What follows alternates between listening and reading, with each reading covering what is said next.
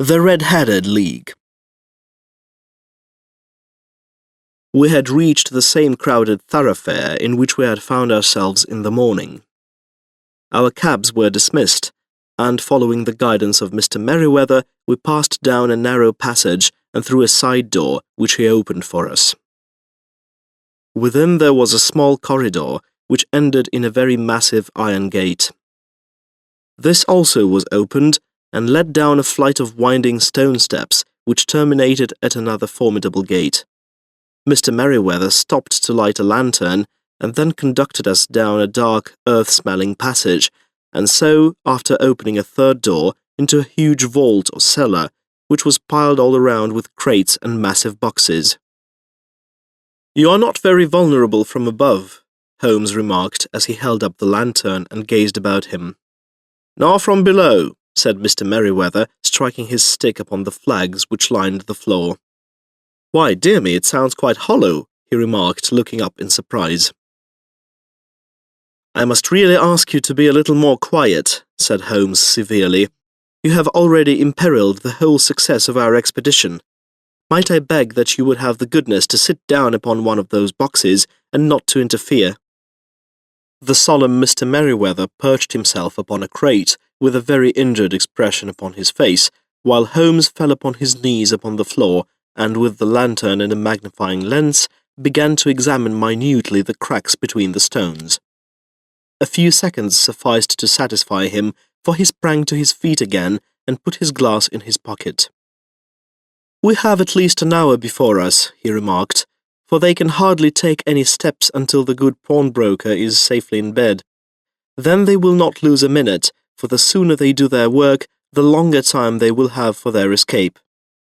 We are at present, Doctor, as no doubt you have divined, in the cellar of the city branch of one of the principal London banks. Mr. Merryweather is the chairman of directors, and he will explain to you that there are reasons why the more daring criminals of London should take a considerable interest in this cellar at present." "It is our French gold," whispered the director. "We have had several warnings that an attempt might be made upon it." "Your French gold?" "Yes.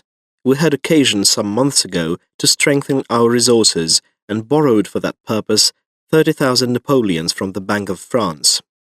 It has become known that we have never had occasion to unpack the money and that it is still lying in our cellar.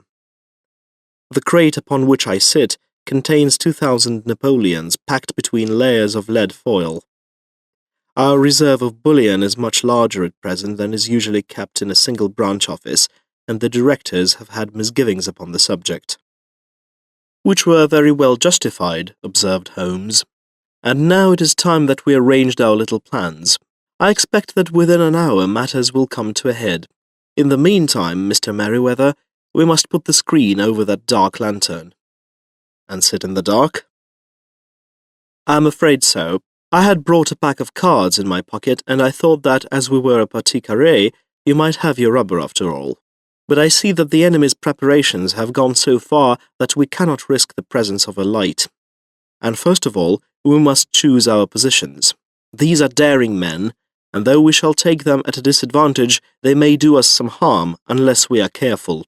I shall stand behind this crate, and do you conceal yourselves behind those. Then, when I flash a light upon them, close in swiftly. If they fire, Watson, have no compunction about shooting them down." I placed my revolver cocked upon the top of the wooden case behind which I crouched.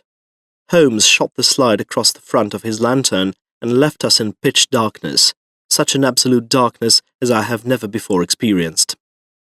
The smell of hot metal remained to assure us that the light was still there, ready to flash out at a moment's notice. To me, with my nerves worked up to a pitch of expectancy, there was something depressing and subduing in the sudden gloom, and in the cold dank air of the vault.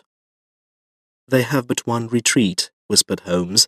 "That is back through the house into Saxe-Coburg Square. I hope that you have done what I asked you, Jones."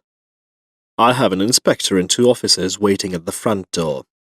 "Then we have stopped all the holes, and now we must be silent and wait." What a time it seemed!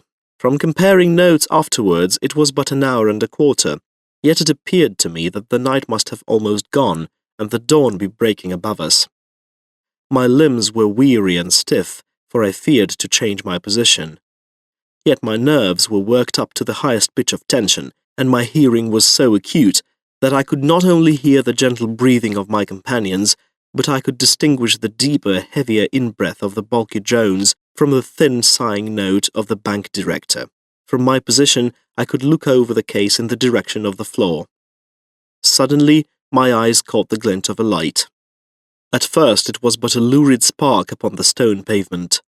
Then it lengthened out until it became a yellow line, and then, without any warning or sound, a gash seemed to open and a hand appeared, a white, almost womanly hand, which felt about in the center of the little area of light.